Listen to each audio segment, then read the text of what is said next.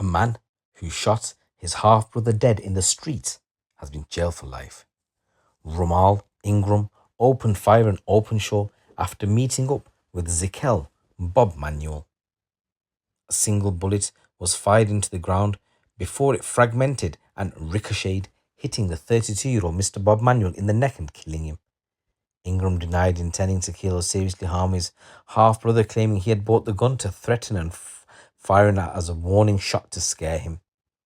Ingram was acquitted of murder but pleaded guilty to manslaughter, and Minshull Street Crown Court heard that the shooting followed a row over a pair of trainers. The pair had just met before 2 p.m. on Saturday, March the 25th last year. It followed a dispute between Mr. Bobmanuel, whose youngest child was just weeks old at the time of his death, and a third man, Emmanuel, on a Sononia. Emmanuel ran a business on Instagram cleaning trainers for a fee. He met Ingram through that venture and then came into contact with Mr. Bobmanuel, cleaning trainers belonging to both men. Emmanuel claimed he was owed money by Mr. Bobmanuel after cleaning 5 pairs of his trainers. He claimed Mr. Bobmanuel wasn't very pleased after being told he was being charged the full price of £30 a pair rather than £20, a discounted fee they were said to have agreed in advance. Emmanuel said he was charging full price due to an alleged delay in payment, and he later informed Ingram about the dispute. The three then met up on March the 25th, and Ingram armed himself and was driven to the scene by Emmanuel. Less than a minute after he got out of the car, Ingram had fired the gun. He denied murder, arguing he didn't intend to kill or seriously harm Mr. Bobmanuel. In court, Emmanuel maintained he had no idea that Ingram had a gun or that he knew a shooting was about to take place. He said he did not want Mr. Bobmanuel to be hurt and said he asked Ingram to accompany him in case Zikel tried anything. Emmanuel was found not guilty of murder and manslaughter.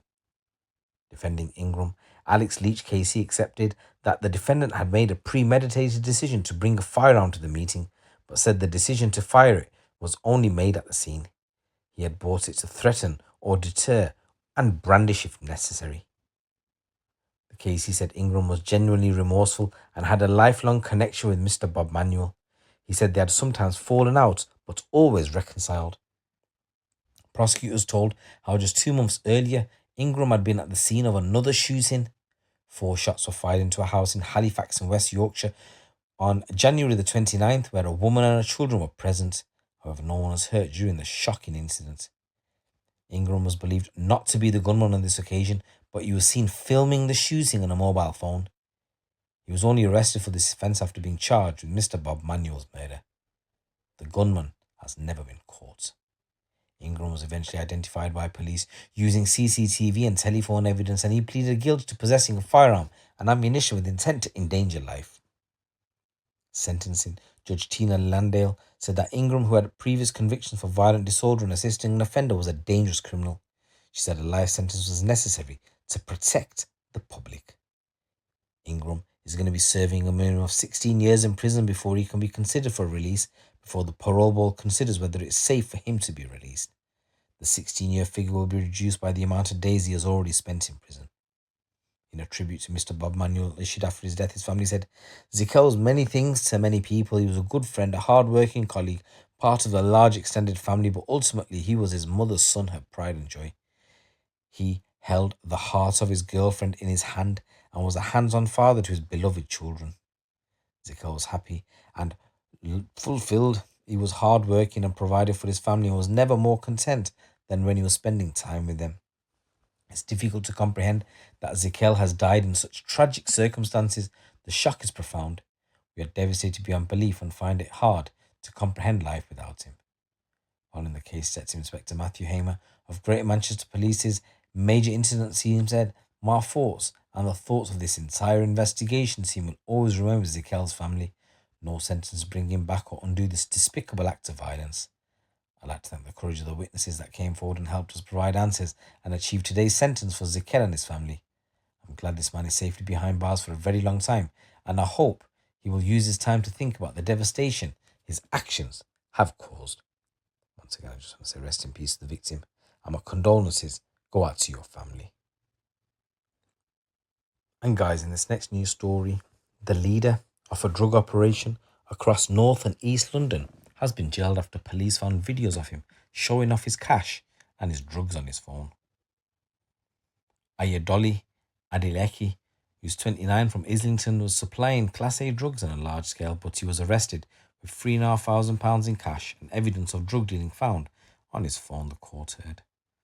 He was sentenced to 9 years imprisonment for supplying Class A at Salisbury Crown Court. The Met launched an investigation into the drug line, which was running between March and August of 2022, and Adeleke supplied 2.5 kilos of crack and was running his operation from the flat of a vulnerable woman, the court was told. He was arrested on the 2nd of August 2022 and his phone linked to the dealing despite him having a number of several times in a bid to evade justice. On his phone, there were videos of him bragging about being released without charge after a previous linked arrest and videos of him showing off large amounts of Class A drugs and cash. He was sentenced. Detective Inspector Sam Bennett, whose team conducted the investigation, said this is a great result for the Met and the community, which shows the importance of tackling drug supply offences given their intrinsic link to violence and the exploitation of vulnerable people. Adeleke is a dangerous individual with a proven flagrant disregard for the law and other people, and the community's hacking Islington will be safer with him and the harmful drugs seized off the streets. And in this next story, a man has been found guilty of murdering a Salisbury dad in front of his little kid. 20-year-old Tomiro Genov was with his 16-month-old son when he was stabbed to death by Maurice Jones in an unprovoked attack in broad daylight. The 25-year-old killer had confronted the victim, who was known as TG, over issues relating to his son and the former partner. During the incident at around midday on the 22nd of August last year, TG was walking his son in a pushchair back to his son's mother's house when he was subjected to a sustained violent assault. TG sustained 8 stab wounds, and despite the best efforts of emergency services, he was pronounced dead at the scene. I just want to say rest in peace, TG, and my condolences go out to your family. Jones legged it from the scene, discarding the knife in his pants. Thanks to key witnesses and intelligence from members of the public, he was swiftly arrested and taken into custody. After being charged with murder and possession of a bladed article, he pleaded not guilty, and following a 2-week-long trial, he was convicted of murder and possession of a bladed article. Jones had claimed to have only taken a knife for his own protection and then used it out of fear, claiming to have lost control of himself, and this was dismissed by the jury. He's been remanded in custody ahead of sentencing on the 18th of July. Speaking after the verdict, Senior Investigating Officer Detective Chief Inspector Phil Walker said, firstly, I'd like to pay tribute to TG's family for the dignified manner in which they've conducted themselves at court, having to hear the horrendous details of their son's murder whilst dealing with their unimaginable loss. I'd also like to thank the local community for the support they gave to the investigation team. Their support following the incident and during the investigation enabled us to secure a quick arrest as well as a subsequent conviction. Sadly, this is another murder involving the use of a knife. The defendant purposefully armed himself with a knife and left the address, and he was to confront the victim before launching into a violent, unprovoked attack, ignoring efforts to stop him. TG was simply walking his son back to his mother's address and did not present any danger to anyone. Once again, I just want to say rest in peace, TG, and my condolences go out to your family. But there's a number of stories coming out from the streets of the UK. It's your boy JC. Keep it locked, keep it real.